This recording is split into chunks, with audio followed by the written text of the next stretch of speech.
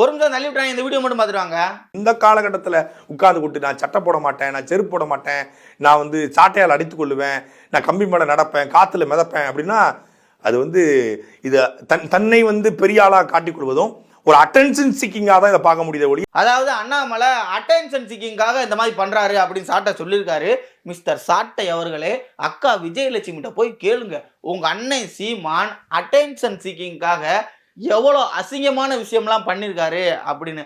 அப்புறம் சிவராமன் ஒருத்தன் உங்க கட்சிக்காரன்னு நினைக்கிறேன், மறந்துருப்பீங்க, போலி என்சிசி கேம்ப் நடத்தி ஸ்கூல் படிக்கிற மாணவியை பாலியல் சீண்டல் பண்ணான். பதறி போய் உங்க அண்ணன் சீமான் கூட கட்சியை விட்டு நீக்கிட்டோம் அப்படின்னு அறிக்கைலாம் கொடுத்தாரு. அது எந்த மாதிரி சீக்கிங்ல வரும் அப்படின்னு நீங்க தான் சொல்லணும். ஏண்டா பைத்தியக்கார பயலே, பாலியல் சீண்டல்ல என் சகோதரி பல பேர் பாதிக்கப்பட்டிருக்காங்க அப்படின்னு வகுத்தறுத்தல ஒருத்தன் சவுக்கால அடிச்சுக்கிறேன், அதுவும் தன்னைத்தானே அடிச்சுக்கிறேன். அதை நீ சௌரிய மயிருக்கு வந்து கிண்டல் பண்ணிக்கிருக்க.